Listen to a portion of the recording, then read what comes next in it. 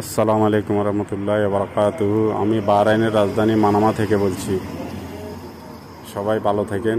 আমার পিছনে যেটা দেখতেছেন সেটা হচ্ছে বাহরাইনের রাজধানী মানামা। এই দেশের সরকার জনগণকে সচেতন করার জন্য অনেক কিছু করতেছে। গত কয়েকদিন আগেও কিন্তু অনেক বিষয় নিয়ে সচেতন করছে এবং জনগণ যেন সেফটি থাকে, এরা যা করার করে। এখন আর একটা আজকে এরা ঘোষণা করছে, দেখেন বিভিন্ন নাম্বার দিছে, এগুলাতে কোনো বিপদ আপদ হইলে কল করার জন্য। কি জন্য? সরকার জানে বিভিন্ন পরিস্থিতি আগের মতন। আমরা বারবার বলছি, কিন্তু আমাদের কথাগুলো অনেকজনে বলে আমরা এটা মানে ফাউ বলি না, ফাউ না। এখানে হয়তো কিছু একটা হওয়ার সম্ভাবনা আছে, এই কারণে সরকার এগুলা সচেতনমূলক কিন্তু এগুলা জনগণকে জানায়। একটা কথা আছে না, বিনা বাতাসে গাছ লয় না।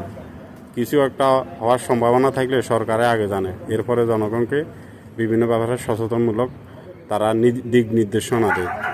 এখানে কিন্তু সরকারি কর্মচারী যারা, তাদের 70% বলছে ঘরে বসে কাজ করার জন্য, 30% অফিসে আসার জন্য। এবং বিভিন্ন এলাকা আপনার স্কুল কলেজ কিন্তু বন্ধ করে দিছে। এগুলা হওয়ার সম্ভাবনা আছে, এই কারণে সরকার জনগণকে অনেক সচেতন করে। আমরা প্রবাসী আছি, আমাদেরকে সচেতন করে, ঠিক আছে নি? এখন বিভিন্ন এরিয়াতে কিন্তু এগুলো হওয়ার সম্ভাবনা আছে, এই কারণে করতেছে। সাইলেন্ট কিন্তু এগুলো হইলে কিন্তু সাইলেন্ট বাজে। যে আমি যে ভয়েস দিছি এখনও কিন্তু এই যে জুফের এলাকা সাইলেন্ট বাজে। কি হয় আল্লাহ ভালো জানে, ঠিক আছে? সাইলেন্ট বাজে এখন। আমি যে আমার ভয়েসটা জুফের, আল্লাহ আলম।